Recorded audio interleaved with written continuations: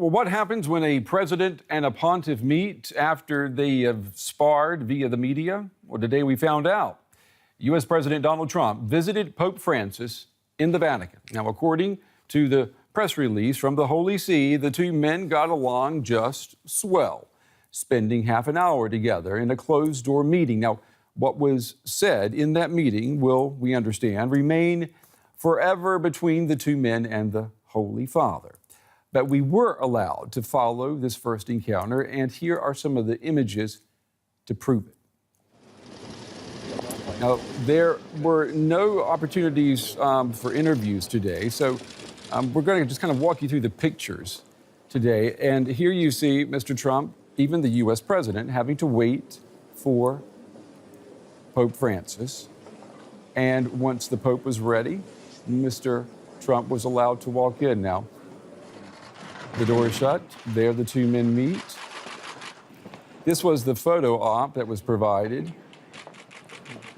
And here are the two gentlemen giving the pose that the whole world wanted to see. And you have to remember, these are two men who have been very vocal in their positions, in their opposition, also on those positions. And this was also the photo op that was provided for the media when Mr. Trump sat down to basically be received by the Holy Father.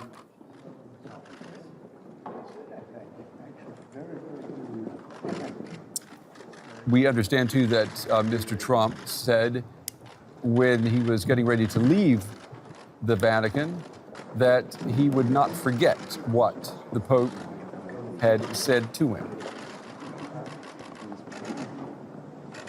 Thank you. And, of course, there is Ivanka, his daughter. And as you've heard earlier tonight, the Trump family is headed for Brussels. They're there tonight. Tomorrow, he'll attend a summit of NATO members. Well, DW's Brent is in Brussels for us tonight. Good evening to you, Brent. A high-level NATO summit kicks off tomorrow. President Trump has been very vocal about NATO burden sharing, repeatedly bringing up the issues of members not paying their fair share to NATO. What is the meeting going to be like, considering all of that?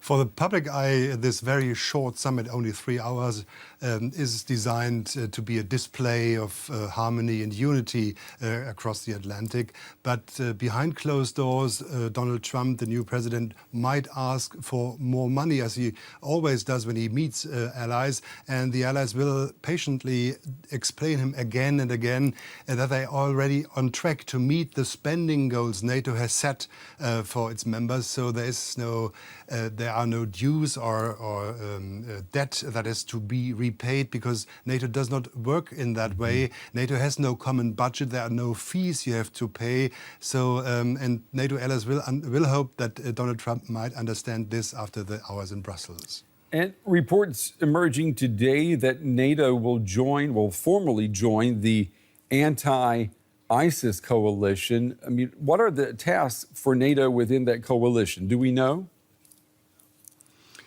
Well, the tasks for NATO would actually not change. Nothing would change on the ground, because you have to recall that this anti-ISIS coalition already has 60 plus members. The European Union is a member, and all NATO states, all NATO members are actually members in this coalition and are doing what they can do, sharing fighter jets and boats, and also boots on the ground to educate people in Iraq and other places. So NATO would only coordinate. It's more or less a symbolic gesture to give Donald Trump, the new president, something that he can gain and obtain something here in Brussels. So it is a little present, if you will, for Donald Trump, but not a big deal for NATO.